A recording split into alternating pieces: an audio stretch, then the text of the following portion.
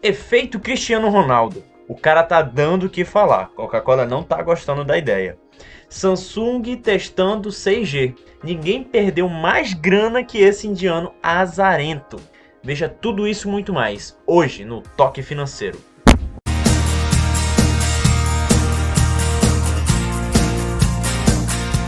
Nos últimos dias, nosso carismático amigo Cristiano Ronaldo deu o que falar na Eurocopa. No momento de uma entrevista, né, ele viu uma Coca-Cola e não gostou da ideia da Coca-Cola estar ali, como se representasse ele, aquela Coca-Cola, e ele não gostou disso, retirou a Coca-Cola e botou de lado e colocou uma garrafa de água. Basicamente foi isso que aconteceu. Muita gente disse que as ações da Coca caíram por causa disso, mas isso é uma inverdade, né? Algo que eu posso falar um pouco depois. O UEFA, órgão que comanda o futebol europeu, respondeu à retirada de uma garrafa de Coca-Cola pelo atacante português Cristiano Ronaldo.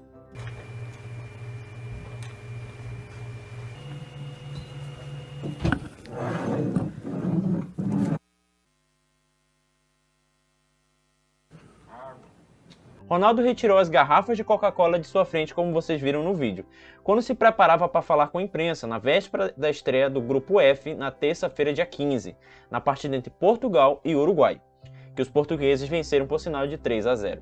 O jogador ergueu uma garrafa de água e disse água, ou seja, dizendo que água é melhor do que Coca-Cola. A gente sabe disso. Um dia depois, o meio-campista francês Paul Pogba tirou a garrafa de Heineken de sua frente após a vitória da França por 1-0 sobre a Alemanha. O meio-campista italiano Manuel Locatelli também colocou as garrafas de Coca-Cola de lado e posicionou uma garrafa de água em sua frente, antes de falar com a imprensa. A UEFA lembrou às equipes participantes que as patrocinadoras são essenciais para a realização do torneio e para garantir o desenvolvimento do futebol em toda a Europa, incluindo para jovens e mulheres, afirmaram os organizadores do torneio nesta quinta-feira, dia 17.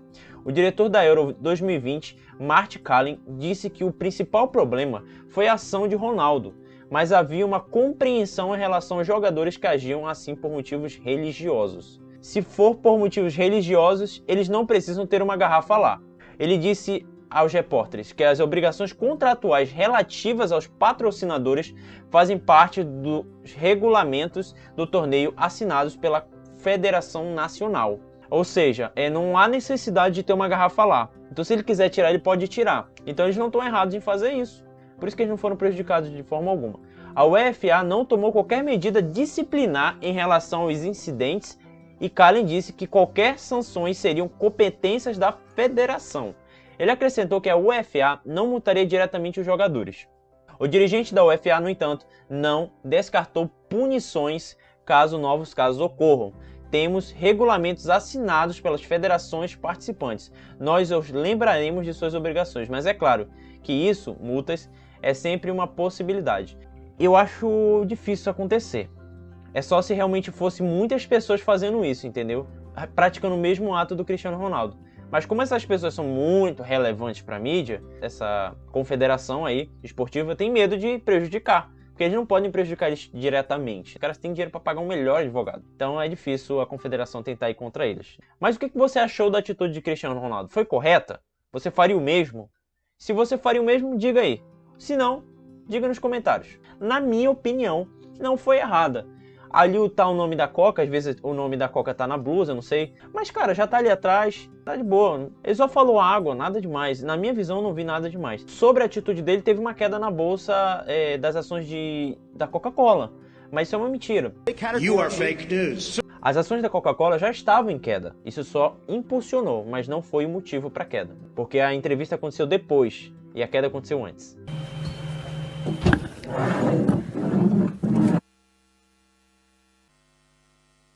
Baré. E que história é essa da Samsung já tá testando 6G? Esses japoneses e chineses não perdem tempo, meu irmão. Enquanto a gente tá pensando, eles já estão fazendo. Samsung começou a testar 6G e até bateu o recorde de velocidade. Apesar de alguns países já estarem experimentando as velocidades altíssimas do 5G, a tecnologia não pode parar. Prova disso é que a Samsung já começou a testar 6G em seus laboratórios e promete uma rapidez surreal para baixar arquivos, navegador na web e outras coisinhas mais. Mas primeiro vamos explicar no que consistem os experimentos. Cara, que loucura! Um dia desse a gente usava 2G, era um sonho ter o 3G, que era uma internet que tu podia sair de casa e não precisar de Wi-Fi, não precisar de internet de escada, entende? Não precisar de roteador. E hoje o cara consegue jogar, tipo, um exemplo, né? O cara consegue jogar Free Fire qualquer parte que tem internet e tenha dados móveis e pega até 4G nesses lugares. Isso é muito louco, né?